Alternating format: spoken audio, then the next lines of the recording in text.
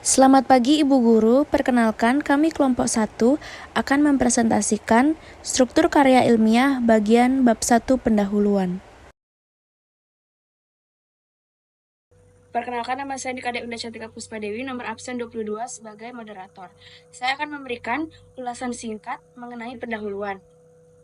Pendahuluan adalah bagian awal karya ilmiah yang berfungsi untuk membantu pembaca memahami isi karya ilmiah.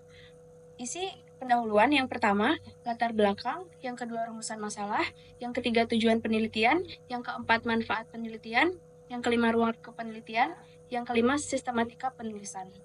Tujuan pendahuluan yang pertama memberikan gambaran umum, yang kedua menjelaskan alasan karya disusun, yang keempat memperkenalkan masalah, yang kelima menjelaskan tujuan penelitian, yang keenam menjelaskan manfaat yang terkandung dalam karya ilmiah tersebut. Perkenalkan, nama saya Anindya Silvianata, nomor absen 1, sebagai penyaji 1. Pengertian latar belakang. Latar belakang karya ilmiah menjelaskan pemilihan topik, urgensi masalah, dan keterkaitan dengan studi terdahulu, serta memberikan gambaran umum permasalahan. Selanjutnya, manfaat dan tujuan. Yang pertama, untuk memberikan dasar-dasar konteks bagi pembaca atau pendengar. Yang kedua, untuk memberikan informasi kepada pembaca mengenai tema alasan topik penting. Selanjutnya, cara mencari. Yang pertama, tentukan tema atau topik yang diangkat. Yang kedua, observasi atau menentukan masalah. Yang ketiga, identifikasi kesenjangan pengetahuan yang diteliti. Yang keempat, alasan mengapa penelitian penting.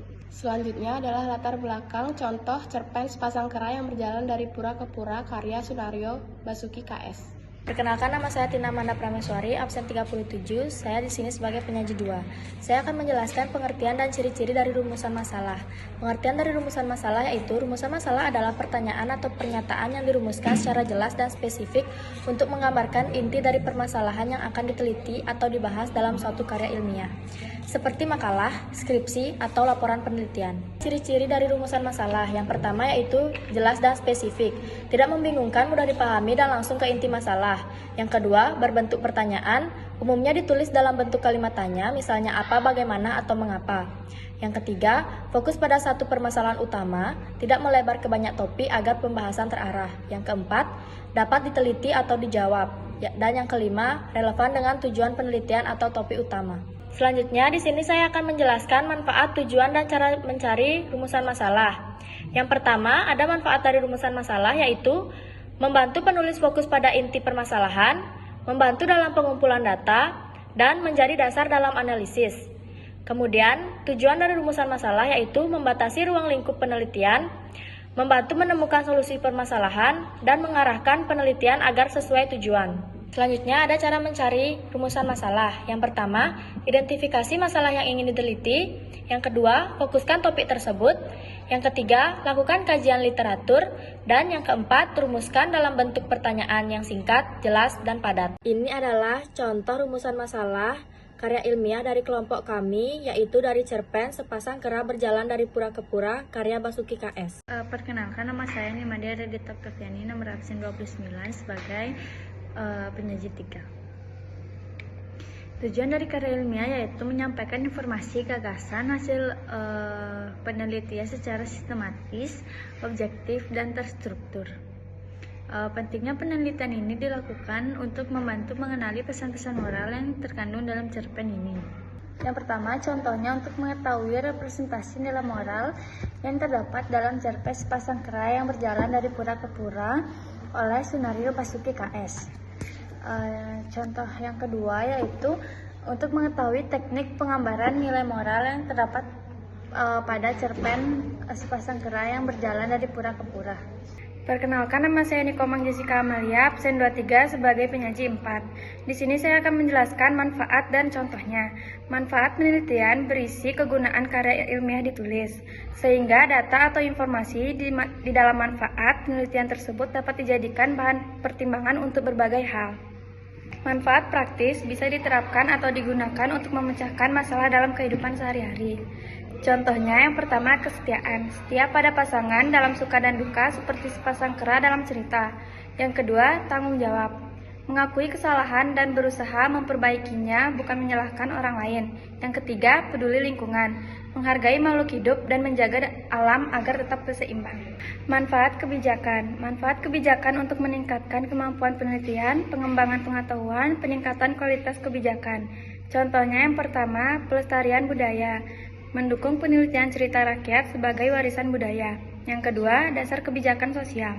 Budaya, hasil riset jadi bahan penyusunan kebijakan. Yang ketiga, penguatan identitas bangsa. Membutuhkan kesadaran akan nilai-nilai lokal. Manfaat dari akademi ini juga memiliki keuntungan yang diperoleh dari hasil penelitian yang berkontribusi pada perkembangan ilmu pengetahuan dan pengembangan teori. Itu contoh dari manfaat akademik. Yang pertama itu memperdalam pemahaman kesetiaan dalam kekeluargaan. Yang kedua, mengembangkan tanggung jawab atas tindakan, menekankan bahwa setiap tindakan memiliki konsekuensi.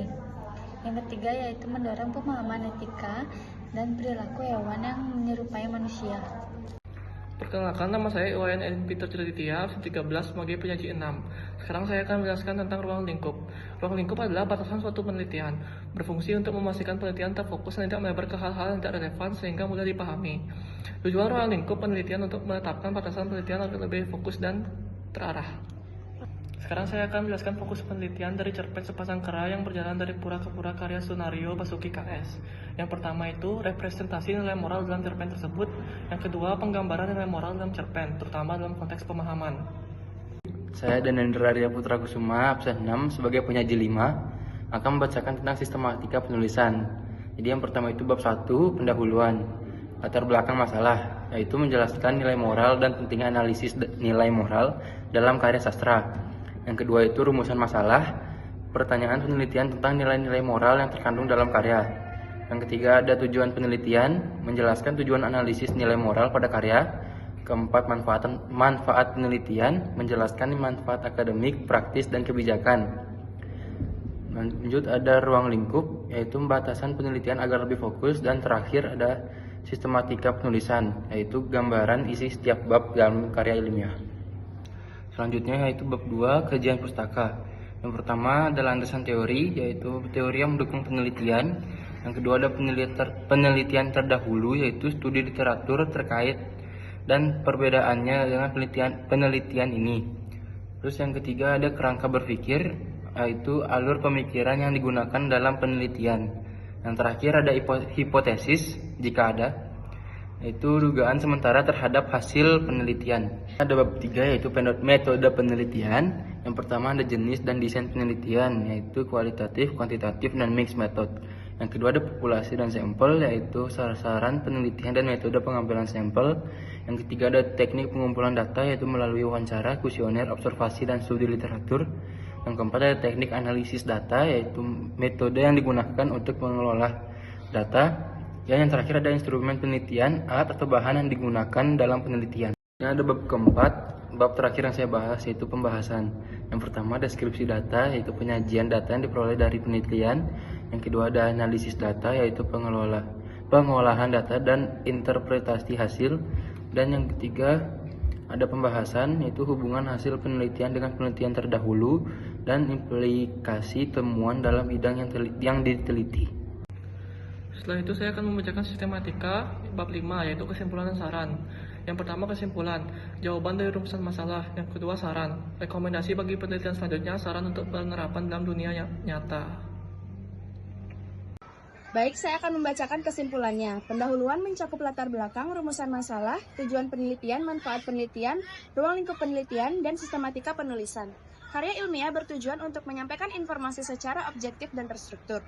Penelitian tentang nilai moral dalam cerpen Sepasang Kera menjadi fokus dalam contoh karya yang disampaikan dengan tujuan untuk mengidentifikasi dan mendeskripsikan nilai moral yang terkandung. Baik, sekian presentasi dari kelompok kami. Terima kasih.